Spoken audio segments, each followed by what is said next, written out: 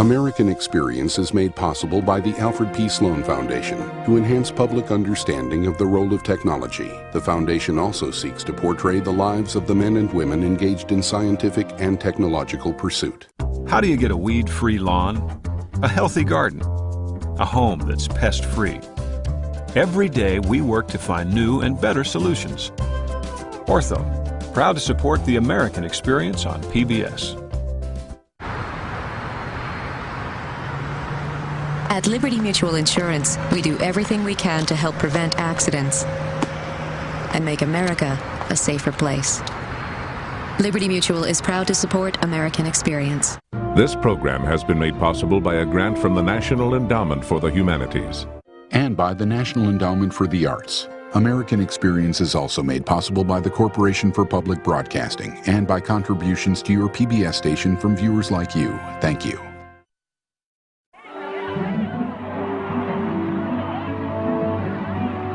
It was the golden age of silent film. And the most famous actress, the most adored woman in the world, was America's sweetheart, Mary Pickford.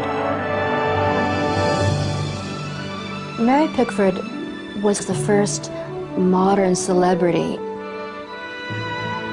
The first celebrity to be created through moving images.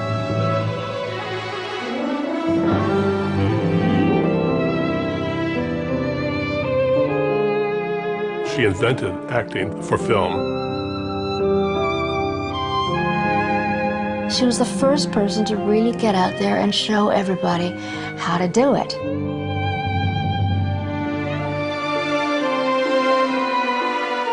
In a fairy tale romance, she married Hollywood's leading man, Douglas Fairbanks. Together, they invented the myth of Hollywood come true. With Charlie Chaplin, she and Fairbanks began United Artists and changed movie history. She was a woman in a man's world. She played the game of business and beat the moguls at their own game. She set the parameters for movie stardom, and she also was the first to pay the price for movie stardom. And it's a terrible price. In a handful of years, she lost it all. The fans forgot her. Forgot the glow of her image and the magical presence of the world's first superstar.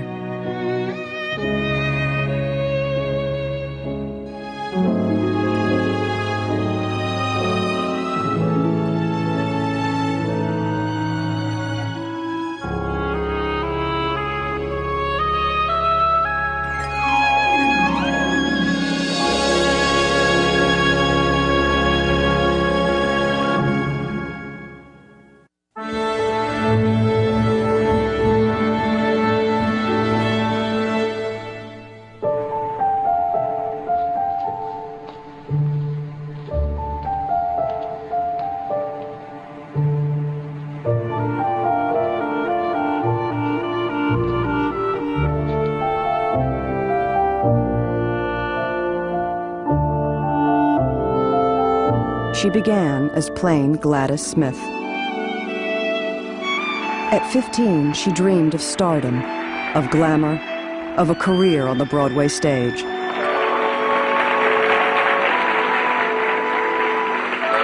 She wanted to better herself.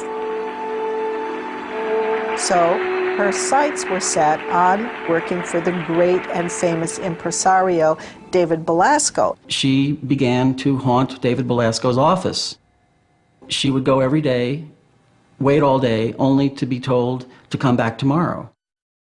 One day in the summer of 1907, she decided not to wait quietly. She stormed the office and started yelling at the top of her lungs, "My life depends on seeing Mr. Belasco." Her outburst finally won her an audition. "So, you want to be an actress, little girl?" Belasco asked. "No, sir," she replied. "I have been an actress. I want to be a good actress now." Gladys's encounter with the most important man on Broadway was all she hoped for. It was a meeting that would change the rest of her life.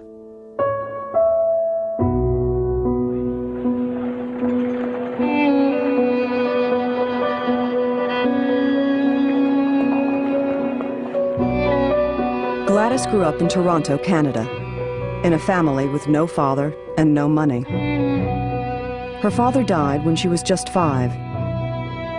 Her mother, Charlotte, struggled to raise her children. Gladys, the eldest, Lottie, and Jack. Basically, Charlotte was looking at destitution.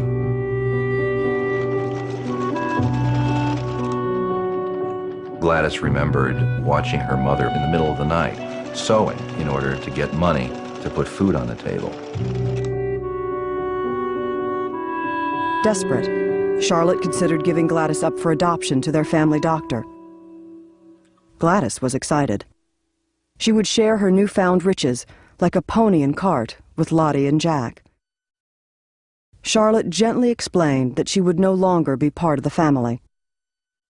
So she asked her mother, "Don't you love me anymore?" And Charlotte said, "I will never stop loving you, but I cannot give you the things this man can give you." And Gladys said, "Then I don't want a pony, I don't want a cart. I want you." From that day on, Gladys and Charlotte were bound by a fierce determination that nothing would ever break up their family.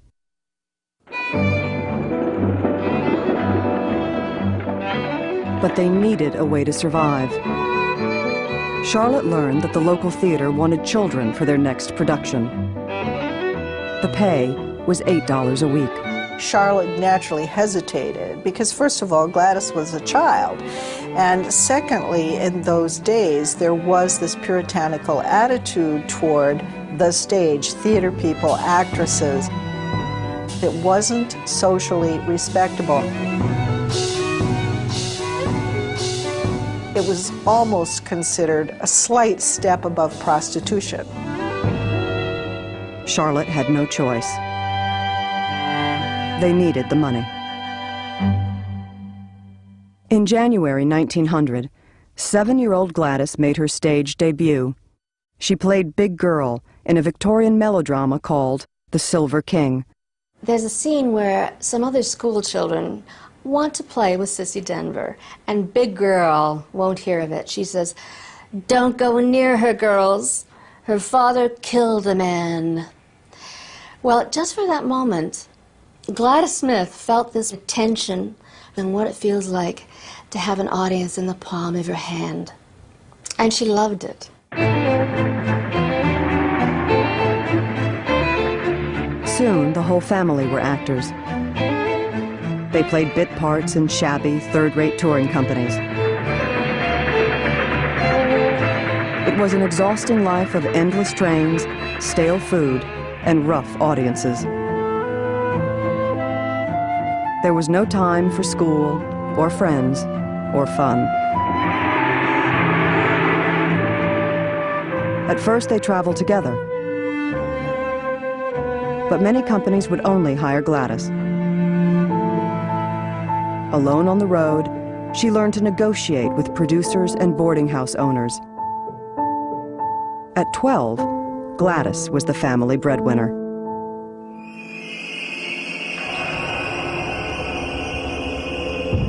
She began to have the nightmare that would haunt her for the rest of her life.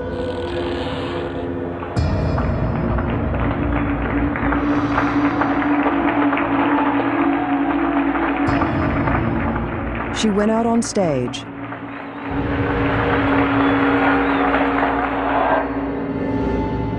and there was no audience.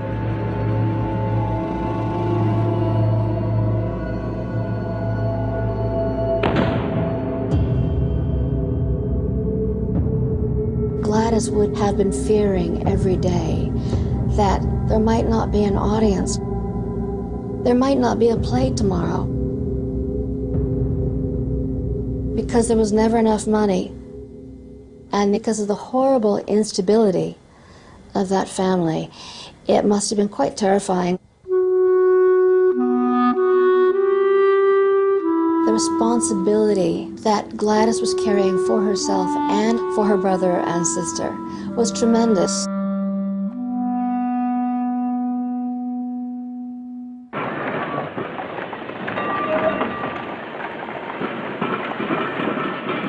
In the summer of 1907, after 7 years on the road, she finished a play in New York and set out on her pursuit of impresario David Belasco.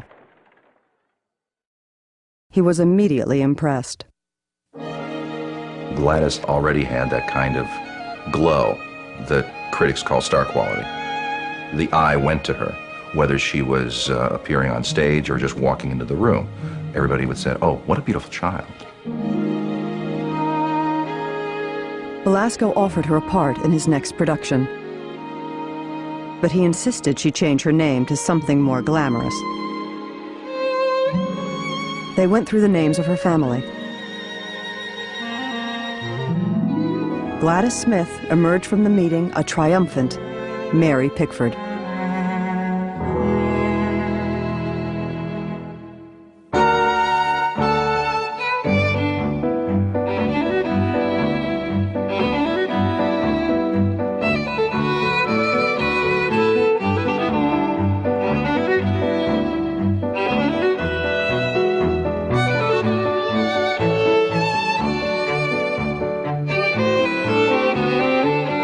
Mary Pickford made her Broadway debut at the Belasco Theater.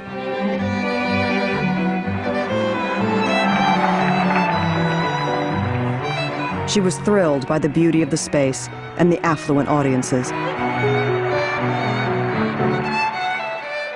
Pickford didn't have star billing, but she was certain that it was just a matter of time.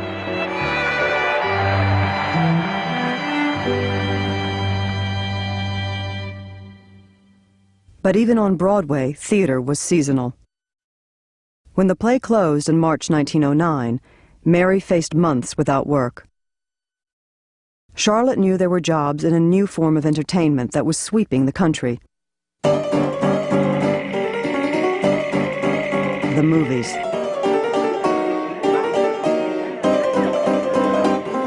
For workers and new immigrants, movies seemed like magic, and they only cost a nickel to watch. Respectable society viewed them with suspicion. If theater was the bottom, movies were the bottom of the bottom. Movies were possibly the gutter. As a Belasco actor, Mary thought they were far beneath her dignity. But it was Charlotte's orders, so she dutifully went down to the Biograph studios.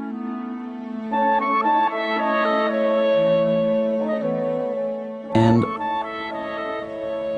the director, D.W. Griffith, walked out into the lobby. D.W. Griffith was an innovator, trying to shape moving pictures into a new art form. At the same time, he had to keep the studio profitable by churning out 3 films a week. She was slumming by going down there, pure and simple. So she wasn't about to be deferential. As it happened, Griffith was impressed. He was thinking how beautiful her eyes were and how they had languorous possibilities. What Mary Pickford remembered him saying was, "You're too little and you're too fat." Finally, within one conversation, he had hired her.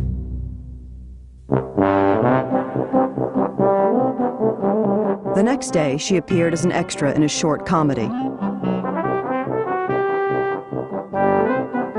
Soon, she was playing major roles. The thing that most attracted me was the intelligence that shone in her face, Griffith later said. She has a most remarkable talent for self-appraisal. And, as he would learn, for business. 16-year-old Mary swiftly negotiated double the going rate of $5 a day.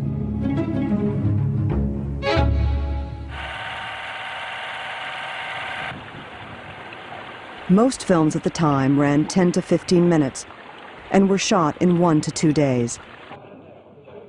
They told simple stories in wide shots so the actors could be seen head to toe.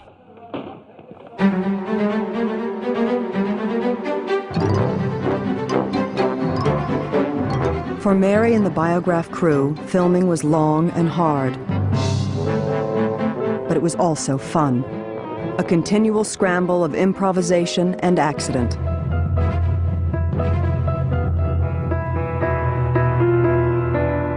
The great thing for Mary working with Griffith was watching him use camera movement, think about the editing process, the telling of the story.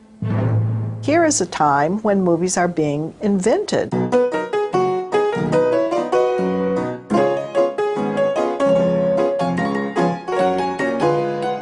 And she was in on the ground floor, but at the highest possible level. And she learned.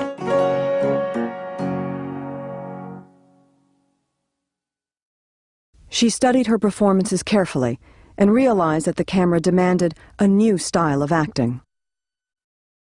In Mary's era, the prevailing acting method was the Delsarte method. Specific emotions were indicated by fairly specific gestures.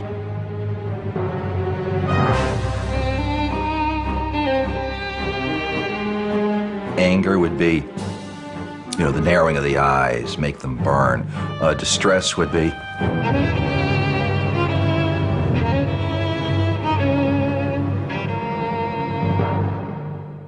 Pickford changed that.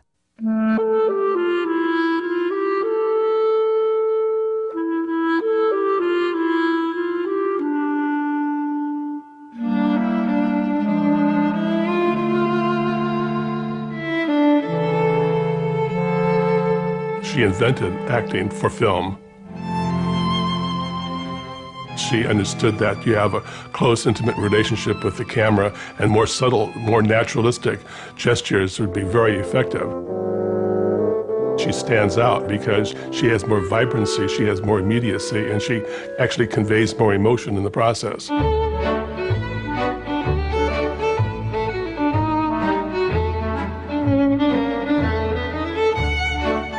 In her first year at Biograph, Pickford appeared in more than 60 films.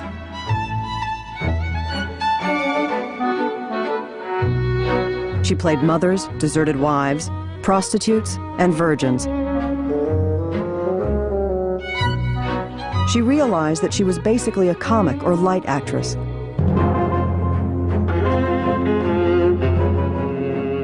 It was a shock, she said, but in stature, temperament, and general appearance, I was not fitted for great emotional roles. She began to fight with Griffith to interpret parts the way she wanted. Griffith and Pickford were not a comfortable mix. He wanted a kind of ethereal, beautiful, romanticized version of a Victorian woman. Vulnerable, just not who Mary Pickford was. Mary Pickford was resilient, she was tough, she fought back.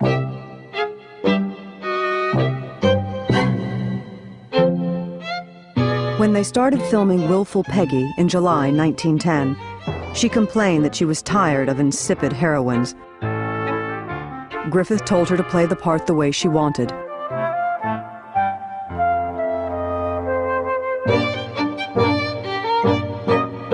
Willful Peggy is a peasant girl, forced to marry an older nobleman.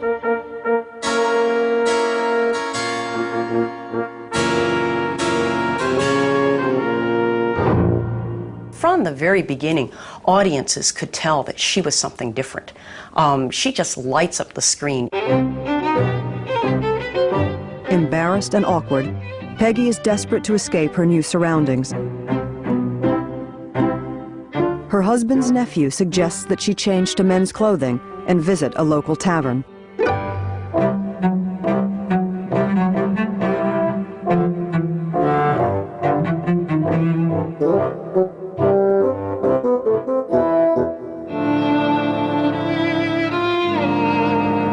What the audience responded to was a woman who was absolutely ready to burst out of society's conventions.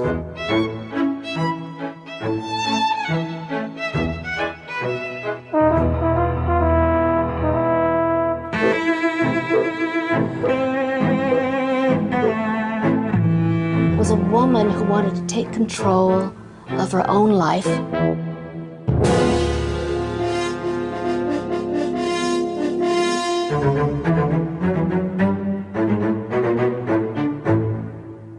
Was a woman who wanted to be a woman and a wife, but also do all the things that a man can do.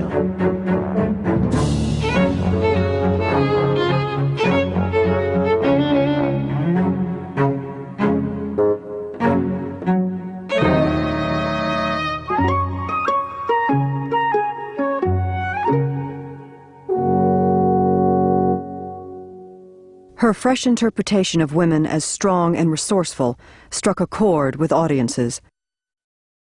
She was soon Biograph's most popular actress. The movies were not prestigious, but they paid her well. At 19, she was earning an impressive $150 a week. She moved her family into a prosperous New York neighborhood. "Oh, was I happy," she remembered. "When I stood in front of the camera, it was just like heaven."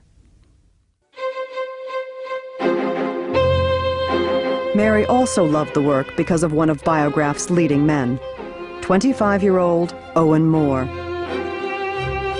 She had been infatuated with him since they played their first scene together. When they touched each other, the cameraman, Billy Bitzer, said they both suddenly stepped back as though they were kind of shocked. They really each fell for the other one very, very deeply.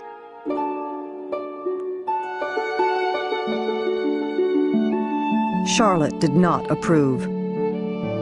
Owen had a reputation as a drinker and ladies' man. I think she was wrong in her approach. And I felt sorry that he was forbidden the house and that Mother disapproved of him. I think that if she had encouraged him to come to the house and I could see more of him outside of the studio, I might not have done the thing that I did do. For the first time in her life, Mary defied her mother. In early 1911, they eloped to a courthouse in New Jersey. No one knew about it for months and months after that. Mary still lived with her mother and the family and hid her wedding ring on a string under her clothes. Finally, she confessed to Charlotte. Charlotte was furious, and Mary was defensive, and Owen was in the background. If you're a second-string actor and you're married to a first-string actress, it's very difficult for the ego.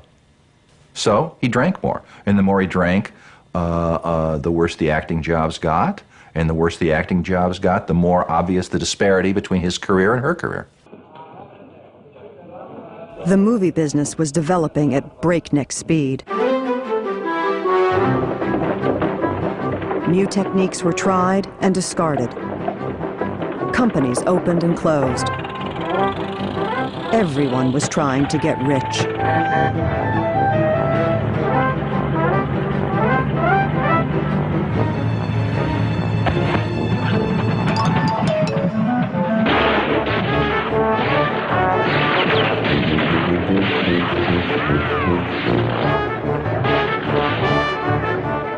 A Hungarian theater owner in New York came up with an idea most producers considered crazy.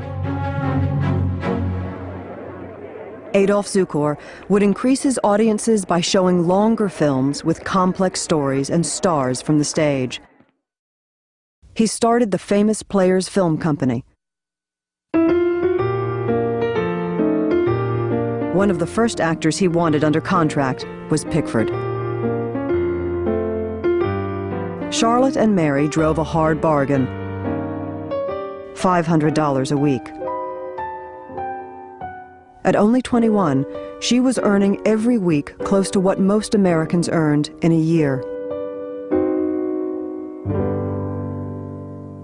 Personally, he was the kind of man she could deal with. He was tough. He was pleasant. A deal was a deal. They understood each other as equivalents. They respected each other. To Mary, he was a tender man. He used to call her sweetheart honey. And she called him Papa, Papa Zukor.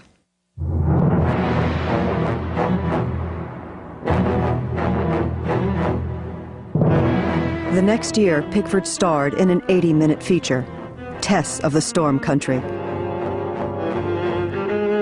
Tess is a heroic young Spitfire who battles the injustices of a cold-hearted landlord.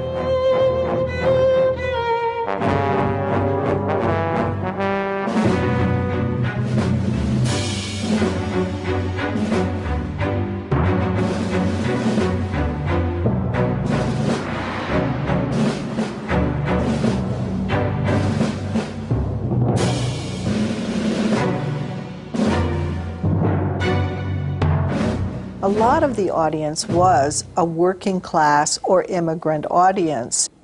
So she made a direct connection to her audience by playing a role they could understand and identify with. Mary's orientation was always proudly working class. She preferred playing working class people or lower middle class people because those were the people she knew.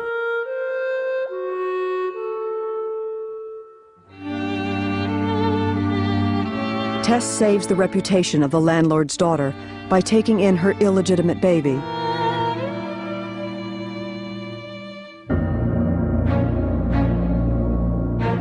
Desperately poor, she cares for the infant as best she can, even stealing milk for it from the landlord's kitchen.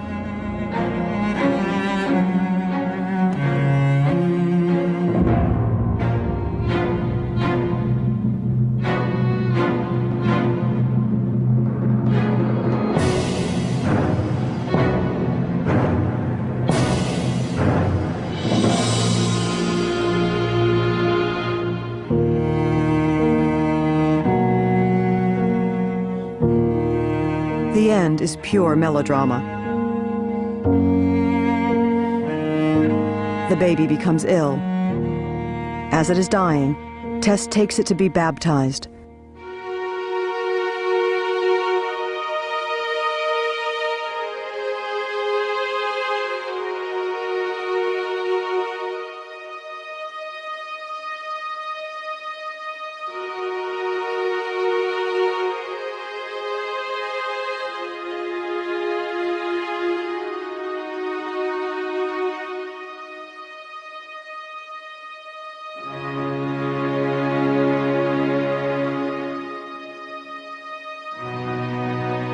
She shocks the congregation by sprinkling the baby herself.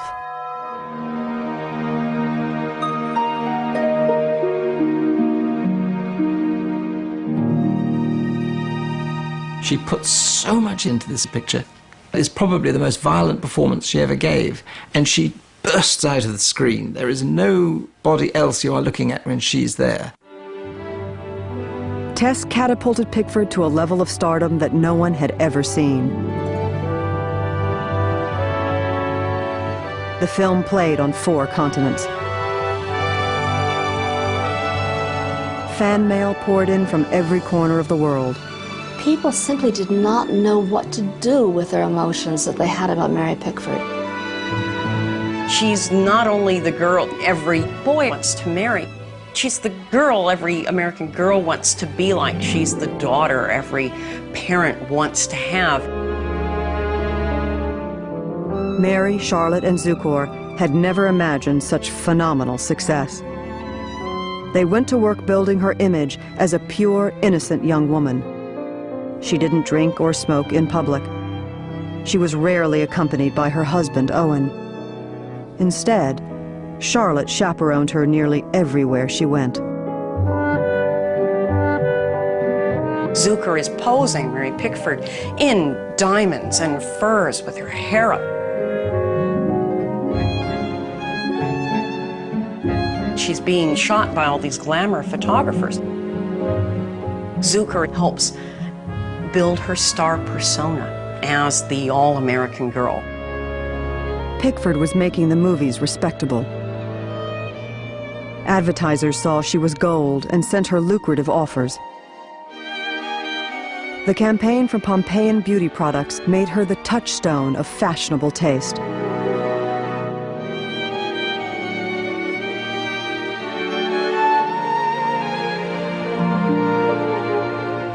I still wonder whether it wasn't all a dream, she later recalled. a dream from which I never quite woke up.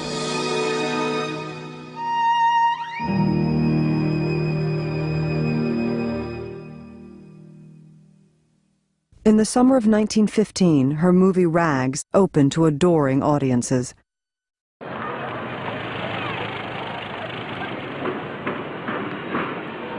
Charlotte and Mary went down Broadway, and outside the theatre were people waiting to get in. And then she went back on another week and she saw another picture by Mr. Zukor's company, and there was nobody outside. And Charlotte and Mary had long talks about why was it that her pictures got such crowds and other people's didn't. So very sweetly she brought the question up with Mr. Zukor. Zukor's distribution company was Paramount Pictures. She requested Zukor to open up his books, and she reviewed all the receipts of all the Paramount pictures, and she concluded that the other films were really being sold on the coattails of her films. The studio would say to the exhibitor, you can have this Mary Pickford, but you have to take these other 5 Paramount pictures too. And this rankled her. Pickford saw that her films powered Zukor's company, but she didn't share in the profits. Years of negotiating had made Mary and Charlotte skilled businesswomen. In 1916, it was time to renew her contract. Mary would sit there and be sorrowful about what she had to ask for, and it was a shame that it had to come to this. And Charlotte would do the grunt work, and Charlotte would be the muscle. But Mary was perfectly capable of playing the muscle, too. The deal made national news. When she first signed with Zukor, Mary earned $25,000 a year. With this deal, just 3 years later, she was paid $500,000. She got her own production unit, where she shared creative control with Zukor. He set up a separate company to distribute her films, and they shared the profits. She took a few perks as well: a secretary, a press agent, and $40,000 for the time spent negotiating. Adolf Zukor met his match, and he freely admitted it and always paid tribute to her, saying, had she not been a movie star, she would have been the head of the United States Steel Corporation.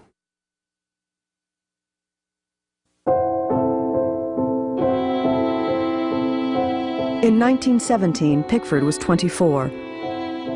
She was one of just 2 international superstars. Charlie Chaplin was the little tramp. She was America's sweetheart. From California to England and Japan, more than 12 million people watched her films every day of the year. Everyone felt that they knew and owned and loved their little Mary.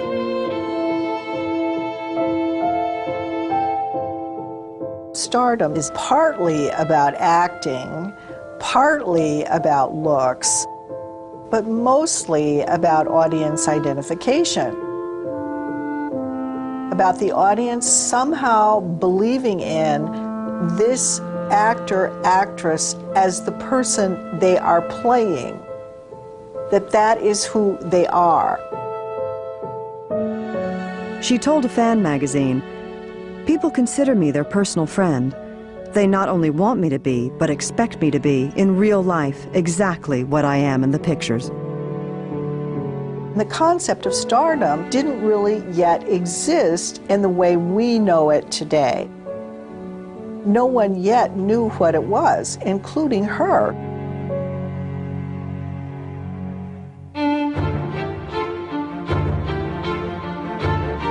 Success and Zukor drove her to take on a staggering workload. At least 5 full-length pictures a year. It was hard for her to relax, because as far back, basically, as she could remember, from the time she was 6 or 7, she had had this oppressive responsibility loaded on, that it all rested on her shoulders. To add to the pressure, she had to hide the fact that her personal life was miserable. Owen Moore was a violent, abusive, alcoholic husband who only had criticism and derision in his words toward Mary. She would stay apart for, say, a week or two or a month, and then they would try to get back together, and back and forth and back and forth.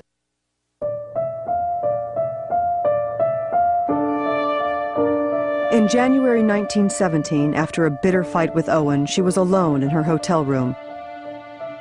At 25, she was suffocating in her marriage and exhausted by the unending marathon of work. She leaned out the window, transfixed by the pavement below.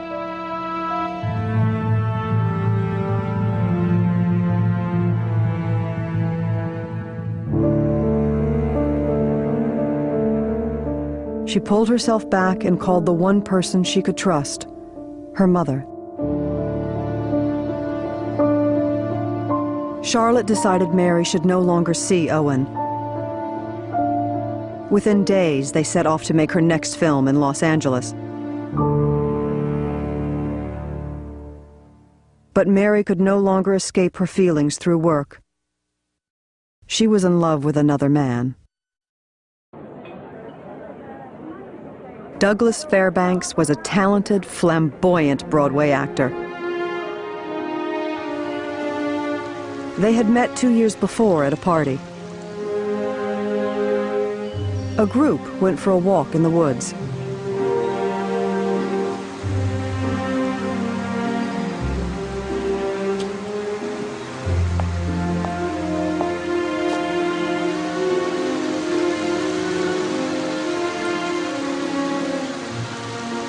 As she tried to cross a stream, Mary paused.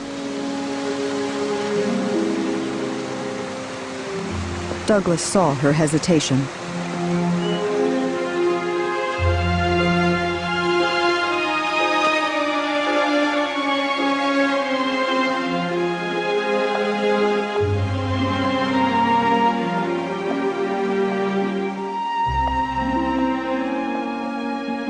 Douglas Fairbanks and Mary Pickford clicked immediately.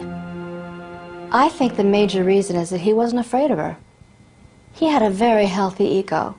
He was funny, he was vibrant, he lit up the room when he came in, he didn't drink.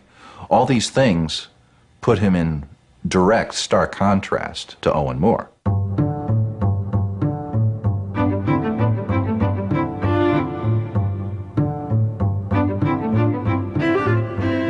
Douglas was fast rising to stardom, making breezy comedies and swashbuckling adventures.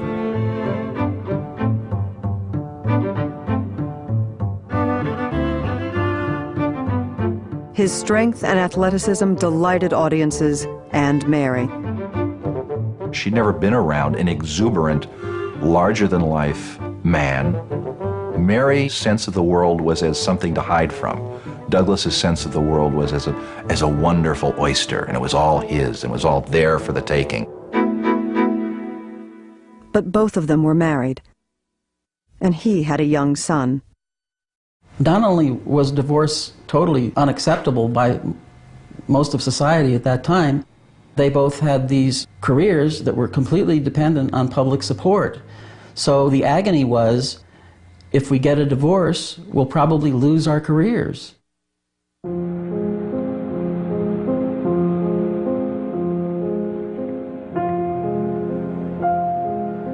One night, Douglas asked Mary to go for a drive in New York Central Park.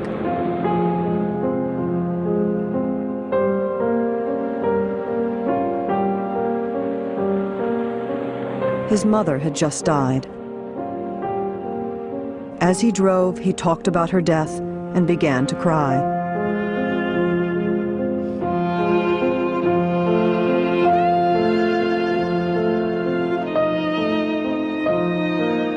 A few minutes later, Mary noticed that the clock in the car had stopped. They took it to mean that somehow his mother sanctioned their feelings.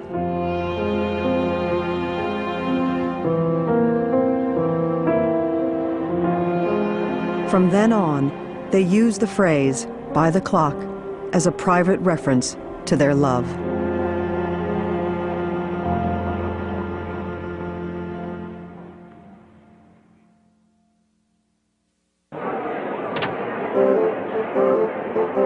In 1917, the government called on Hollywood to play a new role, selling Liberty bonds for World War I.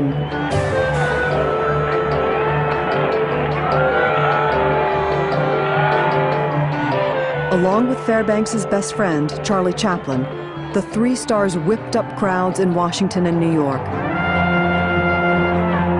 In front of thousands, Pickford shouted, "I'm only 5 feet tall, but every inch of me is a fighting American." To their delight, the rallies gave Pickford and Fairbanks an excuse to be together in public. Under her new contract with Zukor, Pickford began to take creative control of her films. She selected a popular but gloomy story, The Poor Little Rich Girl, and added a streak of energetic comedy to the screenplay. It was the first time she played a child, an 11-year-old, all the way through a film. People believed in her as a feisty little all-American girl who could handle anything that came her way, not just handle it, but also triumph over it. And not just handle it and also triumph over it, but to have a good sense of humor about it.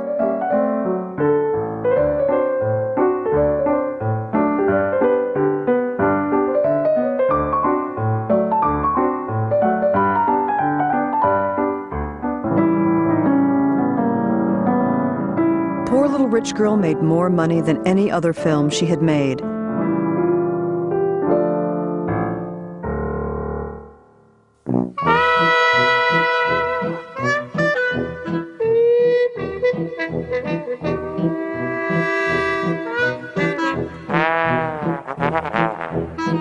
Six months later, she played another 11-year-old in Rebecca of Sunnybrook Farm. She enjoyed the part, she told a friend. They allowed her to live a childhood she had never had.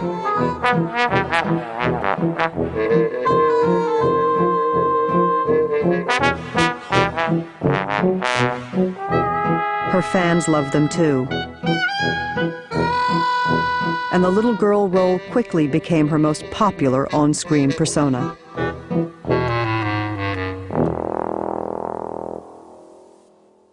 But Pickford was too ambitious to limit herself to a single screen type. She wanted to play parts that Zukor would not approve. In Stella Maris, she decided to play the two leads, the predictable, wealthy young beauty Stella Maris, and a new character, an ugly servant, Unity Blake, who struggles for love in a harsh and violent world. She knew that Adolf Zukor would never want her to do it. So basically, while he was on an extended trip out of town, she sneaked it into production. And he happened to come back on a day that she was on the set as the Unity Blake character.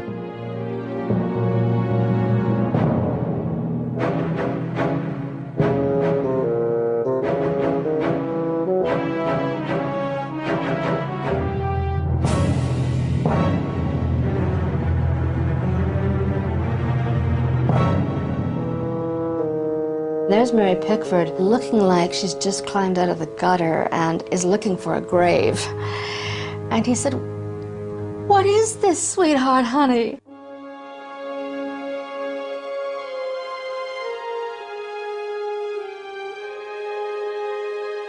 And Zukor couldn't believe it, and he just thought it's going to be a disaster.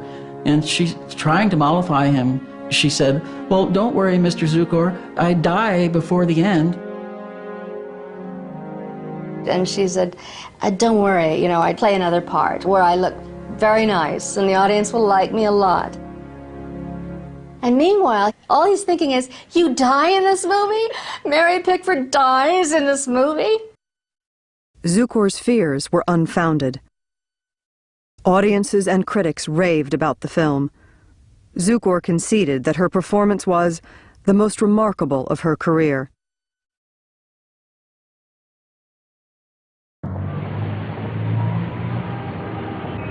By the end of World War I, most films were shot in California. The American movie business was a cutthroat, $100 million industry. On one side was Zukor's Paramount Pictures, now the world's largest production and distribution company. On the other was First National Exhibitors, a group of theater owners. Adolf Zukor had a terrible reputation in the industry. He sent out men who were known as the wrecking crew. They would destroy the business of a theater in a town he wanted and he'd buy it. First National were outraged by Adolf Zukor's tactics, and to prove to Adolf Zukor the seriousness of their intent, they went after his biggest asset, Mary Pickford. In 1918, as Pickford's contract with Zukor was coming to an end, First National went on the attack. They offered her an extraordinary $675,000 for 3 pictures, 50% of the profits, and artistic control of her films. Zukor refused to match it. She told Adolf Zukor over the phone that she was going to go with First National. Both of them were practically in tears. And she finally said, "I can't talk anymore." And he said, "I can't either." It was a horrible moment for them. However, they both recovered quite quickly.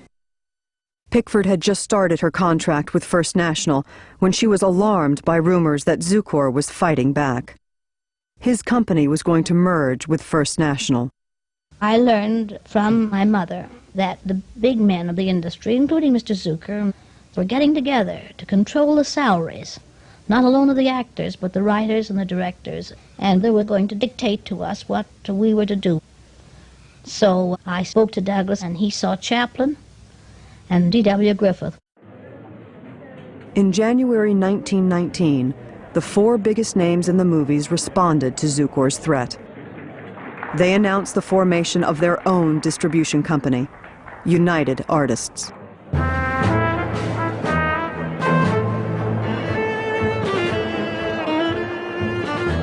Forming United Artists was part of a natural trajectory in Mary Pickford's career. She and Douglas Fairbanks had their own companies, so it was imperative for them to find a way to distribute their films. And that way they could still have control over the making of their pictures. No one thought actors could run a business. One observer remarked, "The lunatics have taken over the asylum." The leading role was taken by basically Pickford and Fairbanks. Douglas was a very good businessman. And of course, Charlotte and Mary were, shall we say, formidable. Chaplin always saw United Artists as a convenience operation for the films of Charlie Chaplin. He had not that much interest in it as a company. Chaplin was astonished at Pickford's business skills. She knew all the nomenclature, the amortizations, the deferred stocks, he recalled. She understood all the articles of incorporation. But even with all Pickford's skills, it was a huge risk. Each partner put up $100,000 for the new company. When you have a distribution company, it's rather like a bakery turning out wedding cakes only. You've got to turn out bread and scones and things in order to make the money to keep the outfit going. And there were these 4 fabulous filmmakers, but they couldn't sustain United Artists unless they were all working flat out. They're always searching for films, good films to distribute. They discovered that other stars did not have the courage that they had to form their own independent companies and go through UA. City by city, they fought Zukor's stranglehold on the country's theaters. They testified against him in a federal investigation. Slowly, they attracted some of the best talent in Hollywood. Producers like Sam Goldwyn and stars like Gloria Swanson and Buster Keaton. United Artists became a prestige company, a source of great pride for Pickford. Douglas and Mary saw United Artists as something that extended beyond their individual careers. And they were in fact correct. Because after World War II, the studio system began to collapse of its own weight. And then the industry largely became what United Artists set out to be in 1920.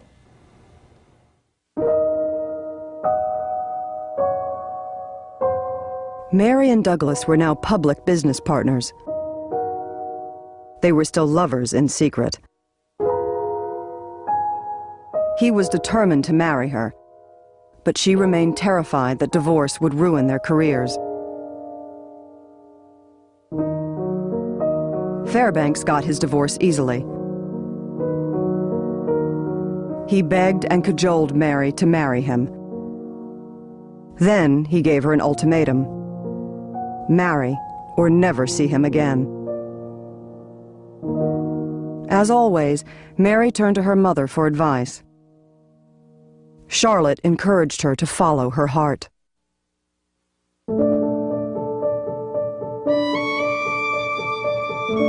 In March 1920, Mary went to Nevada and divorced Owen.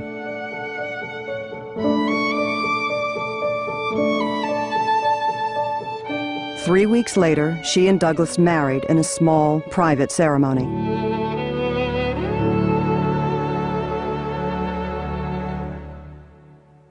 They waited to see how their fans would react. The public basically shrugged their shoulders and said, "What marriage? What divorce? What could be more perfect than America's favorite man marrying America's favorite woman? Of course, this is America."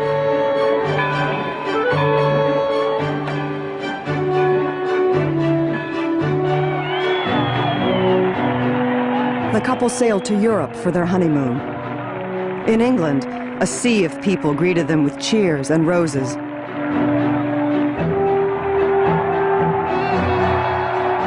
At one point, Douglas had to carry a terrified Mary to safety.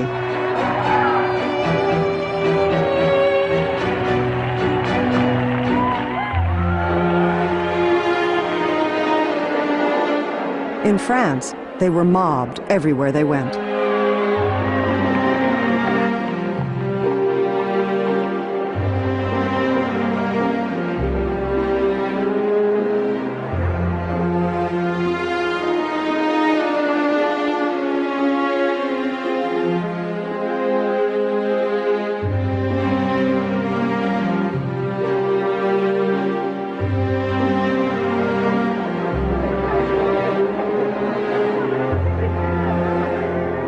After the honeymoon, they returned to Hollywood. Douglas gave Mary a wedding present: an 18-acre estate high in Beverly Hills. The press dubbed it Pickford. Everyone who was anyone wanted an invitation. The King of Spain, the Prince of Sweden, Albert Einstein, Amelia Earhart. The uncrowned king and queen of Hollywood, Mary and Douglas gave the upstart movie business a glittering sheen of sophistication and romance.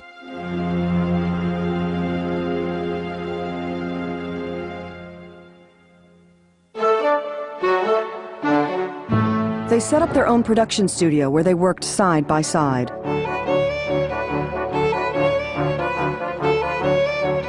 Now in complete control of her work, Pickford chose her directors, writers, cameramen. She approved budgets and distribution, casting and costumes. She treated her people very well.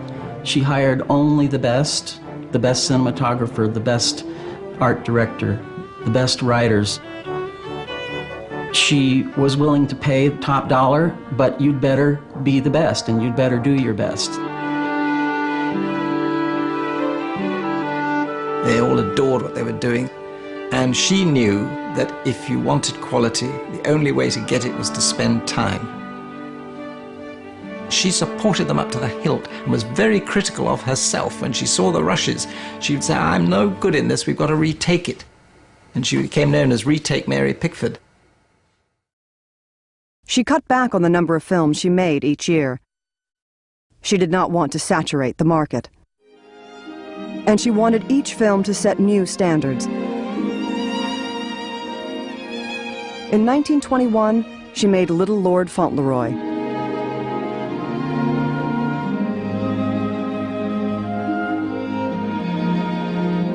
Mary Pickford plays two roles. She's little Lord Fauntleroy with the curls, and she's the mother. The mother is asleep, and little Lord Fauntleroy comes in and kisses her. And how is it possible that Mary Pickford kisses herself? Nobody would have thought how difficult it was.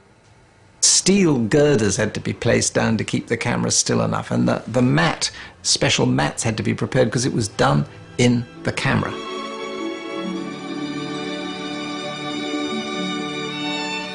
You wound the shot back and you re-exposed it, and you had to block out the previous figure. You can see technicians tackling the impossible. I still don't know how they did it.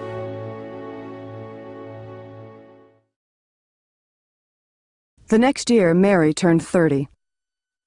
For her fans, she was forever Little Mary of Poor Little Rich Girl and Little Lord Fauntleroy. But she felt trapped by the role.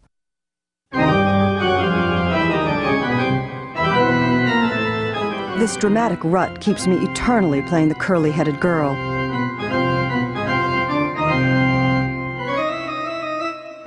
And I hate curls. I loathe them, she said to a journalist.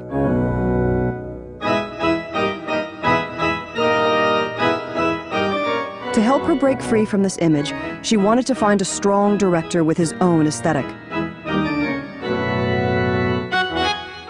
Most directors, she said, defer too much to my opinion. I wish they wouldn't. She made a daring choice. She invited Ernst Lubitsch, the German director known for his dark, sophisticated comedies, to work with her.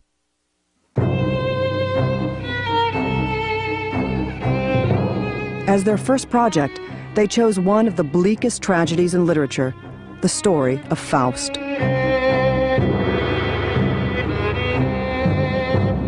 Mary Pickford would have been playing a role in which she, as Lubitsch said in a German accent, strangles the baby. Now, Charlotte heard this and said, "Are you telling me that you are going to make a movie in which my daughter Mary Pickford strangles a baby?" That project hit the dust awfully fast. Charlotte guarded Mary's image vigilantly. And Charlotte was afraid of destroying the franchise. She was worried that Mary would alienate her core audience and wouldn't necessarily attract a different audience. Charlotte might have been right. Purely from a creative point of view, Mary needed a picture like that the way she needed oxygen, and she wasn't getting the oxygen.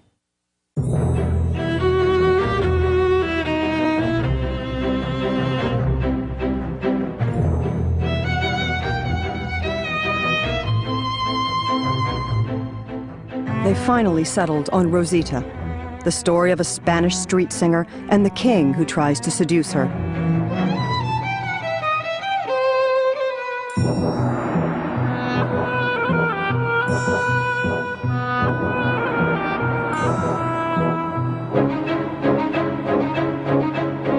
Production was difficult.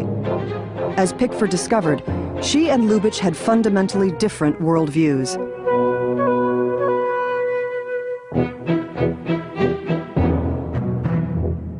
He was European, she was American. Lubitsch is very slyly sophisticated, with a highly sexually charged universe. He's all about sex. Mary Pickford, although she could play a sensuous-looking older woman, was not about sex.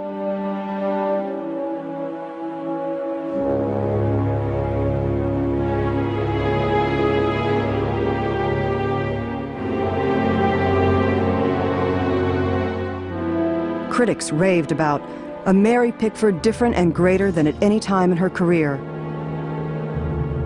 But her longtime fans stayed away. It all seems too sophisticated. It's not the Mary Pickford that they love. It isn't them. The film did not do well in small towns. Pickford was unnerved by the audience reaction, by the financial pressures of United Artists, by growing old. Uncertain what to do next, she turned to her fans. She asked Photoplay to send out a question to the general readership. What characters do you want to see Mary Pickford play? And the resounding majority was famous little girl stories like Heidi or Little Red Riding Hood. So she did Annie Rooney, did a very credible job of playing a 12-year-old, but the writing was on the wall. She knew that this could not go on.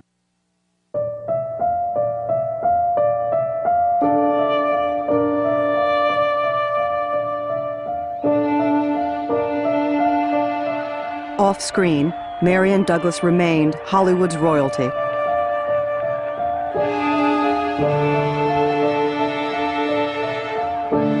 But the demands of the role put huge strains on their marriage. She's got so many balls in the air.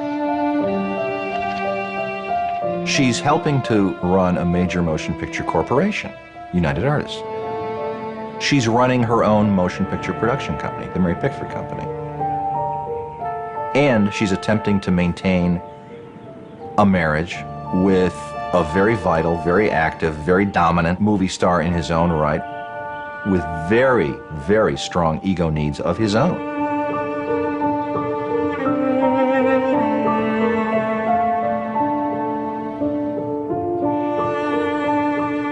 Their whole life was on. But she couldn't be on all the time. She'd be working all day, and then Douglas would have 40 people coming for dinner. They were very different at that level.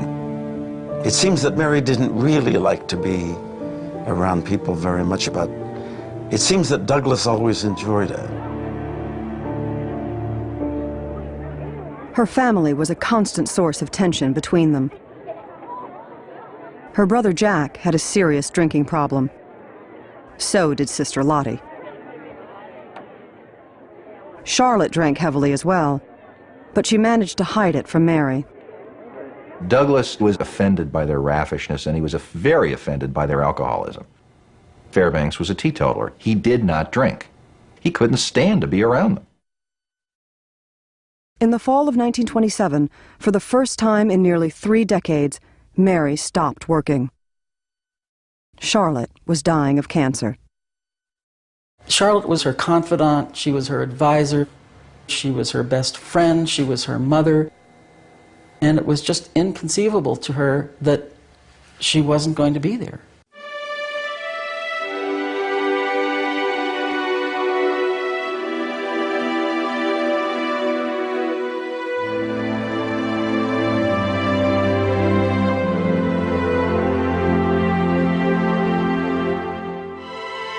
Charlotte died in March 1928.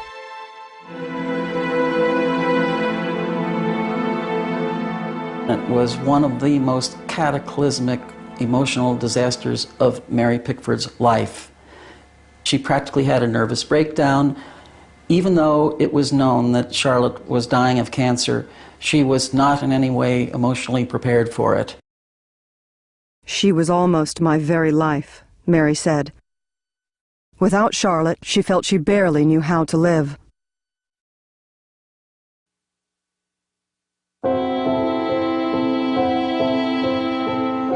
Exactly 3 months after her mother's death, she emerged in public to discard her little girl image forever.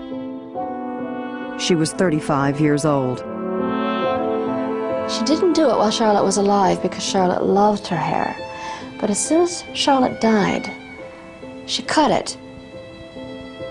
And Douglas Fairbanks had also loved her long hair. He began to cry when he saw what she had done. An avalanche of criticism overwhelmed her. You would have thought I had murdered someone, and perhaps I had, Mary said. But only to give her successor a chance to live. But it wasn't enough.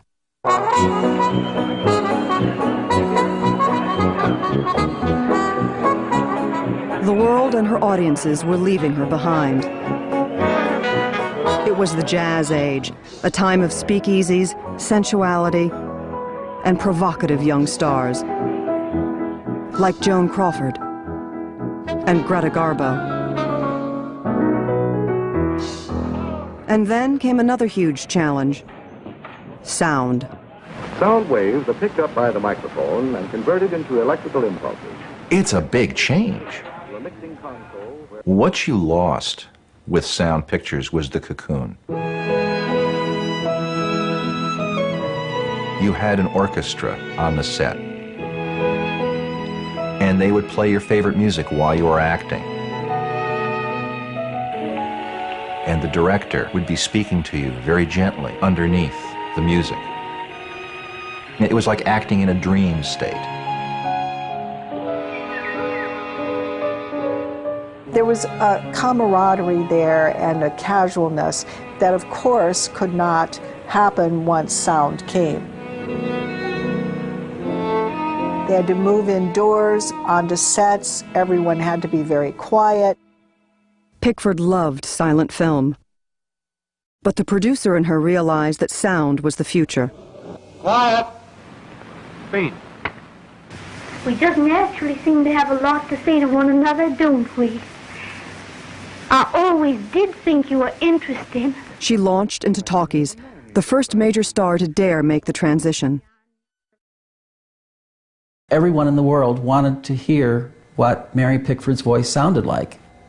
It made more money than any Mary Pickford picture ever. Darling!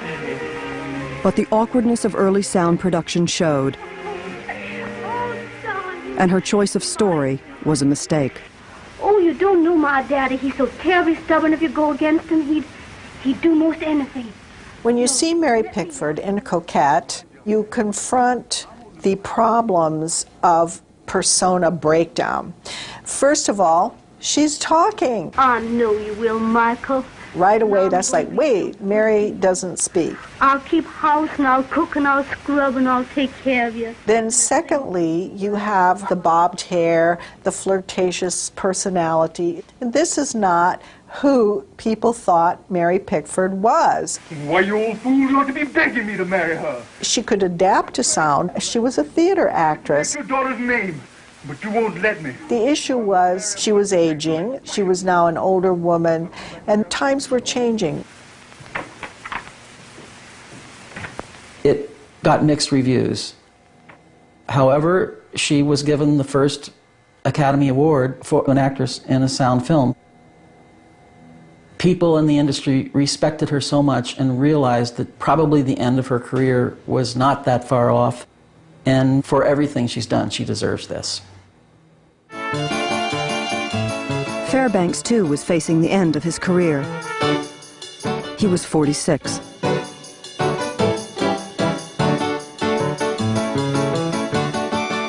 He hated the constraint of sound, and he was finding it harder to do the extraordinary stunts that were his trademark.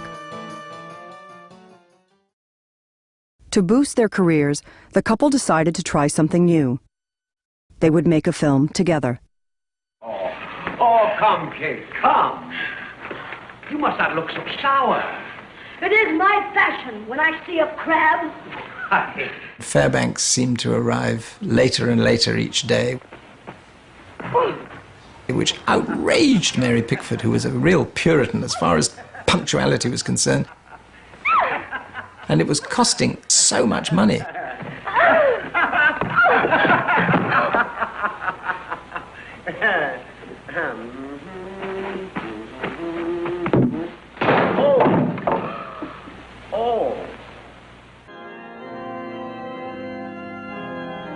When Fairbanks did arrive, he often didn't know his lines.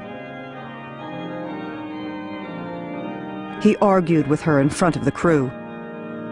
For Pickford, the experience was devastating.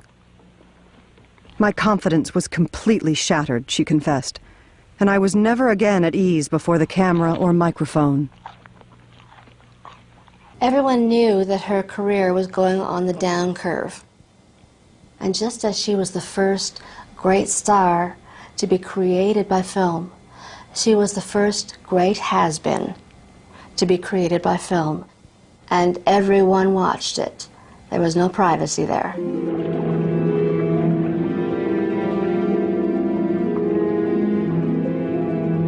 Fairbanks fled from Mary and his career. When a man finds himself sliding downhill, he said, he should do everything to reach bottom in a hurry and pass out of the picture. Mr. Fairbanks, how long have you been away? About 6 months. Have you quit acting entirely, Mr. Fairbanks? I think so. In an effort to save their marriage, Mary decided to join him on a long world tour.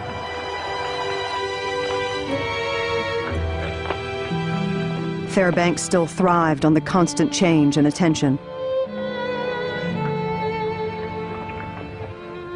Pickford had come to see the emptiness of the flattery and the fans. And she had begun to drink. We're delighted to be home. I haven't seen such a lovely sight in 4 months and 24,000 miles. 6 months. Pardon, 6 months. I stand corrected. Oh, Douglas. I'll wager you forgot to stop the milk in Beverly Hills before we left. Why mention milk after 24,000 miles of light wines and beer?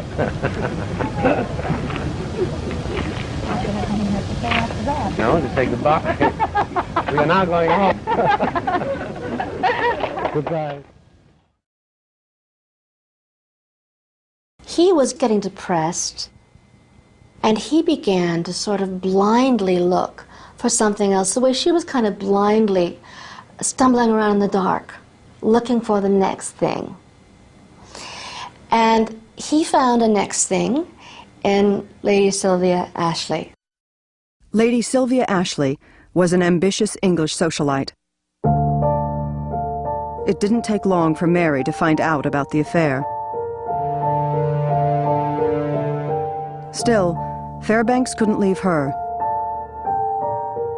and she couldn't cut him off.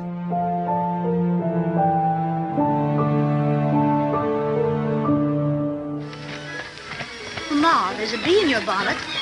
Don't be impertinent. Pickford did the only thing she knew how. She went back to work. Secrets was an earnest portrait of a marriage, threatened by the husband's infidelity. Oh, what's the use? She wouldn't understand. Some scenes played like an awkward love letter to Douglas. You want to tell me, don't you, John? That you never once stopped loving me, even when you were most unfaithful. Secrets was her last movie for United Artists. When it lost money, her nightmare of the empty theater seemed to be coming to life.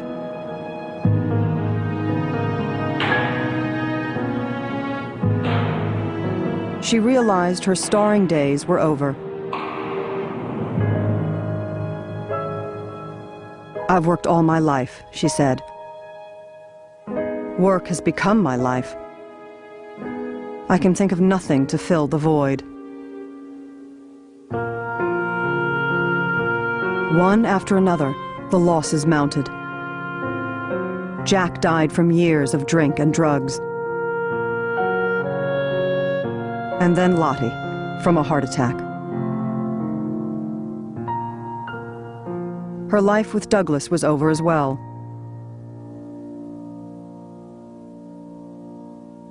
She filed for divorce. Douglas tried to woo her back, but too much damage had been done. The divorce became final in January 1936. She was the love of his life. He was the love of her life. And I think that they both felt that they had made a terrible mistake. And I think they both lived to deeply regret that. She had the horrible experience of having everything fall apart at the same time, losing loved ones, losing her career, losing her husband, losing her celebrity. She's regarded in the movie magazines and the newspapers as almost a fading antique. What do? How do you cope with that? She didn't have an education. She didn't have a philosophical bent. So she began to anesthetize the panic with alcohol. Mary Pickford kind of disappeared inside that bottle and never came out again.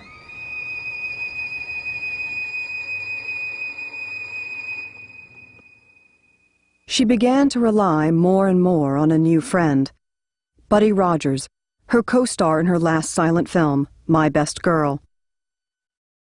He had fallen in love with her during the filming. She was flattered. Rogers was now focusing mostly on his band music. He was a nice guy. Would have been a great greeter at a casino, a hotel. Was always happy. Nobody's as happy to see anybody as Buddy was to see everybody.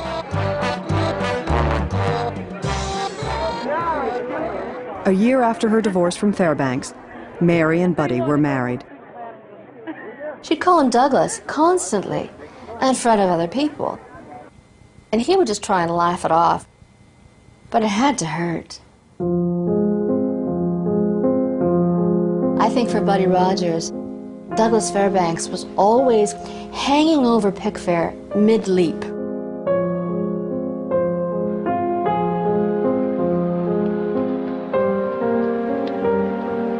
In December 1939, Fairbanks had a heart attack.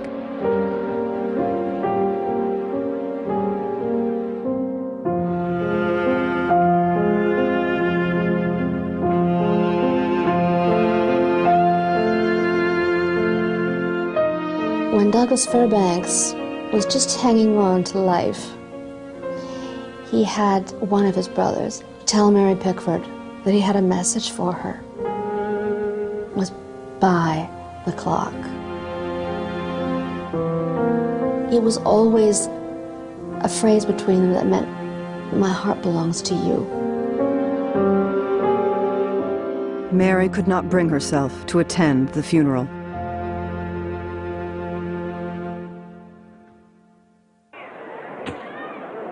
She lived on in Hollywood, attending openings, hosting charity events at Pick Fair, and trying to find new work.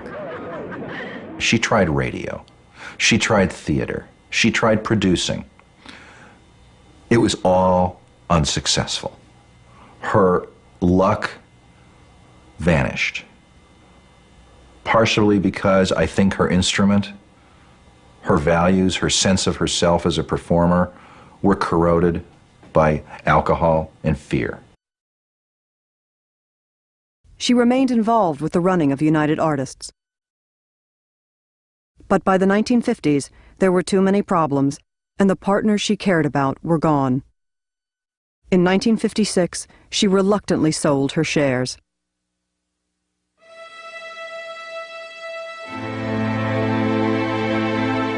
As the years passed, the public slowly forgot about Mary Pickford.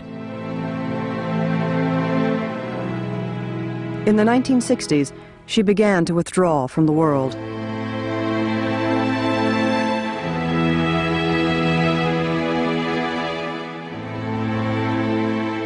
She simply refused to come out from behind the walls of Pickford. She wanted to be alone. People would occasionally go in, but often they wouldn't actually see her. They would see Buddy, and Buddy would talk about her. Particularly grotesque occasions, Buddy would play a tape of her welcoming the person to Pickford. And then he'd switch the tape off and say, well, she's a lot better than that. And she's still my best girl.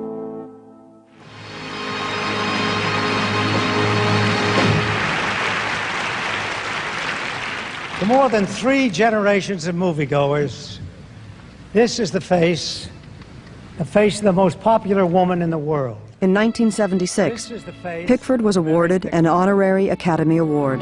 She created a unique and personal film literature. She was too weak to attend the ceremony, so a crew came to Pickford.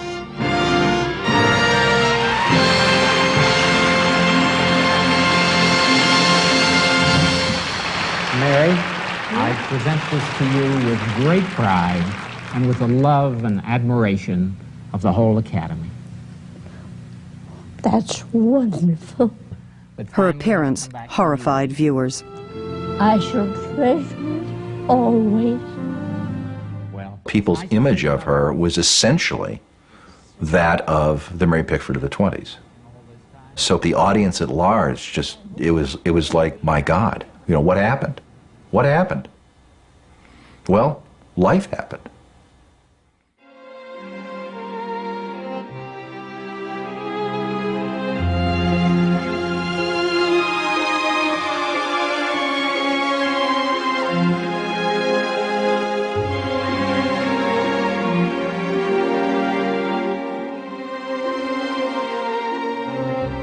We were pioneers in a brand new medium of art.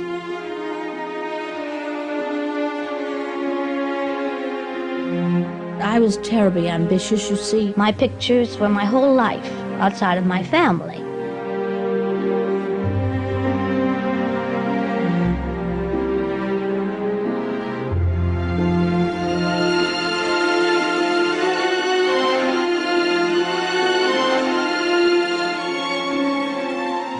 Let no one tell you that they don't miss their career.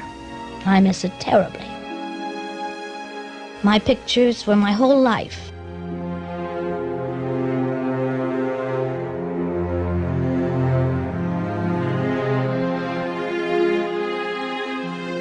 In May 1979, Mary Pickford died at 87 years old.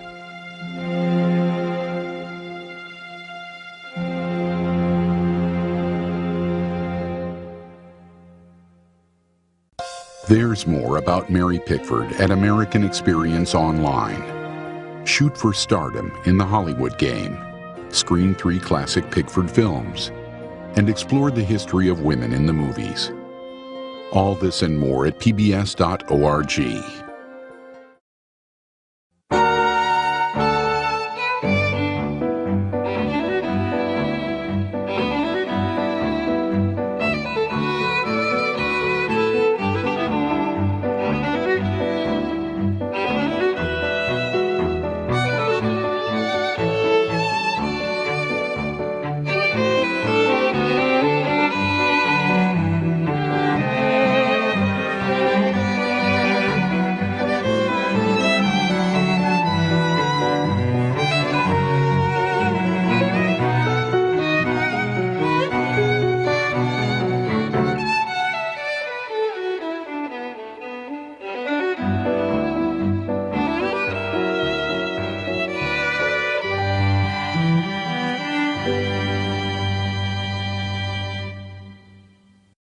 American Experience is made possible by the Alfred P. Sloan Foundation to enhance public understanding of the role of technology. The foundation also seeks to portray the lives of the men and women engaged in scientific and technological pursuit.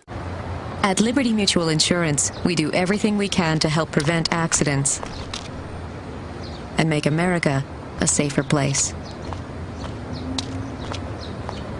Liberty Mutual is proud to support American Experience. At the Scotts Company, we help make gardens more beautiful, lawns greener, trees taller. If there's a better business to be in, please let us know. This program has been made possible by a grant from the National Endowment for the Humanities. And by the National Endowment for the Arts. American Experience is also made possible by the Corporation for Public Broadcasting and by contributions to your PBS station from viewers like you. Thank you.